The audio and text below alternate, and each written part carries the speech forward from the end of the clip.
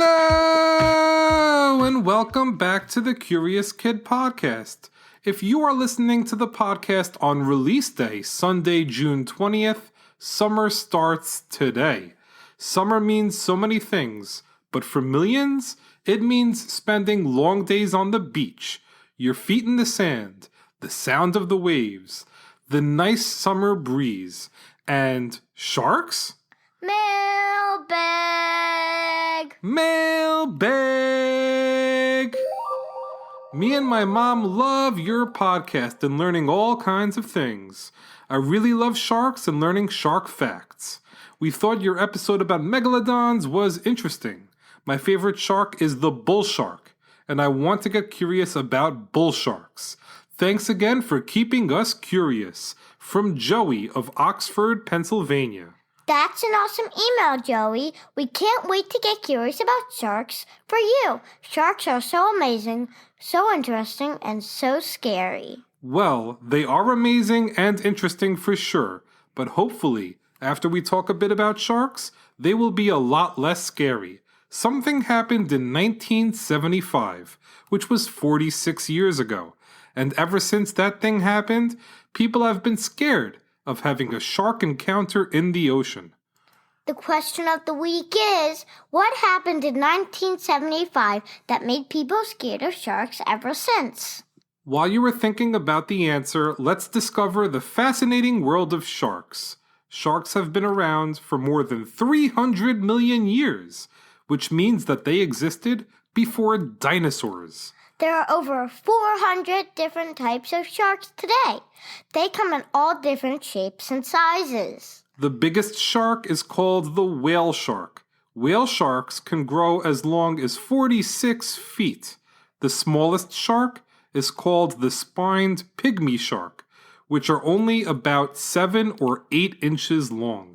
A 46-foot shark sounds terrifying. I bet whale sharks are scary. You would think so, right? It turns out that whale sharks are really gentle. Sure, they are massive, so their size alone would probably be scary. But they are harmless, unless you are a plankton. Are you a plankton? Nope, I'm a human, just like you. Oh, good. So you have nothing to worry about. Whale sharks eat mostly plankton. They don't have sharp teeth like many of the feared sharks do. All they do is keep their mouths open while they swim and snack on any small creatures that end up in their mouths like plankton.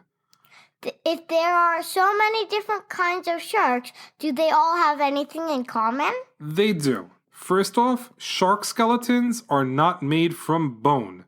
They are made from something called cartilage. Cartilage is the same stuff that your nose and ears are made from. That's right. So this makes the shark's body really flexible and lightweight. Rays, like stingrays, also have skeletons made from cartilage instead of bone. Most other fish have bone skeletons. The way sharks move through the water is awesome. It's also very different from how other fish move around. With most fish, they get around by adjusting their buoyancy, which is just a fancy word for explaining how well something floats or sinks. If something is very buoyant, it floats. If it isn't buoyant, it sinks. Most fish have something called a swim bladder. When the fish puts oxygen in its swim bladder, it becomes more buoyant, so it goes up. If it squeezes gas out, it becomes less buoyant and starts to go down. Sharks' bodies are designed more like airplanes. The shark swings its tail back and forth to move it forward. And then the shark is able to use its fins to move up and down. When the fins on each side of the shark's body are up, the shark moves up. If their fins are down, the shark moves down. Sharks also have 1 or 2 fins on their back that help them keep balanced and stable. Between the cartilage skeleton, the strong tail whipping back and forth, and the fins that sharks use like airplane wings, sharks can move like no other fish can. They can swim fast, turn sharply, and stop at an instant. This makes them really good at hunting their prey. They can go from just hanging around to swimming at about 25 miles per hour with just a few beats of their tail. Not only that, but they have very strong senses that allow them to sense everything going on around them.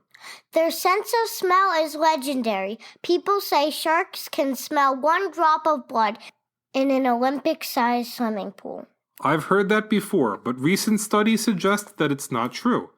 What we do know is that sharks can smell the odor of other animals from very, very far away, maybe even miles away. Also, they have an advantage that many humans don't. Their nasal cavities, that they use for smelling, are on opposite sides of their bodies. So when they smell something interesting, they can tell which direction that something can be found in. Humans can't do that because our nostrils are right next to each other. Exactly.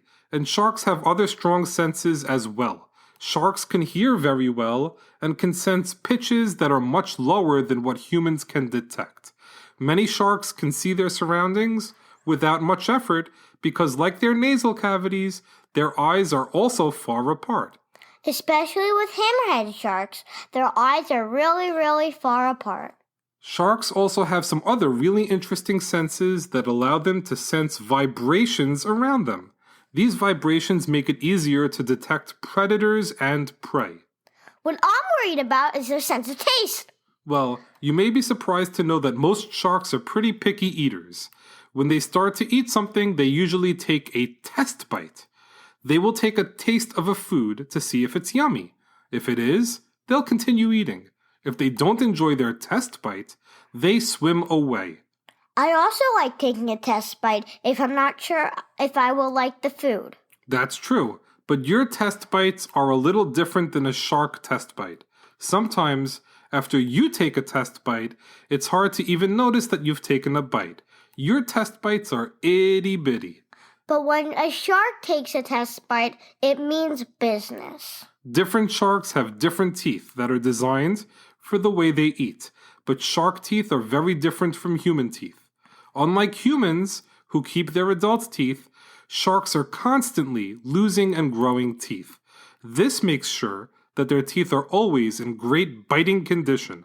Sharks can grow as many as 50,000 teeth in their lifetimes. There are sharks that have teeth that are long and sharp like needles, including bull sharks. That's Joey's favorite shark. And there is a good reason why Joey probably loves bull sharks.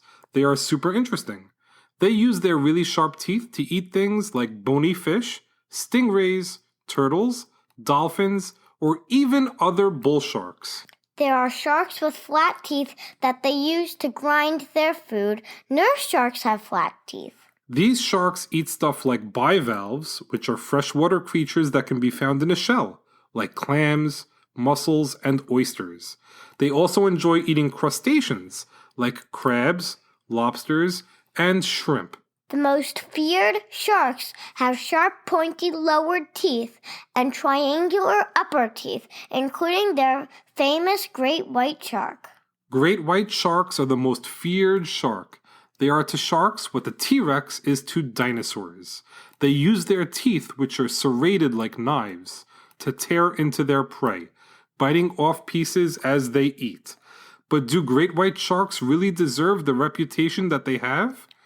They don't. Great white sharks aren't even the most dangerous shark. Researchers tested the bite force of several different sharks, including the great white shark. An 8-foot-long great white had a bite force of 360 pounds. It turns out that a 9-foot-long bull shark had an even greater bite force of 478 pounds. Pound for pound, bull sharks have a stronger bite than the great white. Not only that, but people are more likely to get bit by a bull shark than a great white. Even though more great white attacks have been reported, experts believe that many of those attacks came from bull sharks. Why do they think that? Well, there are 3 reasons. First, bull sharks are more likely to be hanging out in shallow water where the shark attacks happen. Second, bull sharks are generally more aggressive and territorial, so their personalities also make it more likely that they would attack. Third, and this one is a biggie, many bull sharks are misidentified as great white sharks. That's because they are not as well known as great white sharks, and also because they look a lot alike. Exactly. The statistics we have on shark attacks are not exact because we rely on the feedback we get from the victim of the shark bite and anybody that may have witnessed it. If you are getting bit by a shark or see someone getting bit by a shark, you probably won't spend much time trying to identify the type of shark. Hey, Sharky, I know you're biting me, but can I ask you a question? Are you a great white shark or a bull shark? Yeah, you probably won't be asking questions, and if you do, the shark won't answer because it doesn't speak English. Bottom line, chances are that many of the reports of great white shark attacks were actually caused by bull sharks. Even though shark attacks do happen, they are very, very rare, so we shouldn't be scared of sharks at all. Sharks have more reason to be afraid of us than we have to be afraid of them. On average, there are 16 shark attacks in the United States per year. On the other hand, millions of sharks are killed by humans every year. That happens because sharks are caught accidentally when trying to trap other fish to eat, or because people eat shark meat in some places. Shark liver oil and shark cartilage is also used in some medical products. Many shark attacks on humans are probably because the shark thought the human was something else. And after the shark takes its test bite and realizes that it's not eating what it thought, it usually just swims away. Other animals we aren't scared of, like cows, deer, and hippos, are actually more likely to severely hurt us than sharks. Now that we know that sharks aren't all that scary, I wonder why people are so scared of them. You aren't going to believe why. Let's answer the question of the week. What happened in 1975 that made people much more afraid of sharks, even though the chances of being attacked by a shark are less than getting struck by lightning? The movie Jaws came out in 1975. In the movie Jaws, there is a great white shark attacking people trying to enjoy their summer on the beach.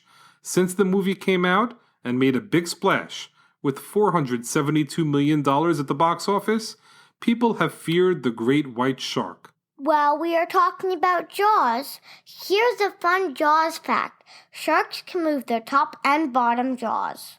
That might not sound impressive, but humans can't do that. Humans can only move their bottom jaws. The ability for sharks to move both jaws makes their bite force even stronger. Well, that's a wrap for this week's episode. Thanks so much for listening to this week's podcast, number 142 on sharks. Great job, Olivia, and great job, Joey, for the fearsome topic suggestion. Joey sent his suggestion to us on Facebook. If you aren't doing so already, you should check out Curious Kid Podcast on Facebook so you can have more access to Curious Kid Podcast. Next week, we will be getting curious about crying for a listener in Queen Creek, Arizona. As always, thank you so much for listening and getting curious with us.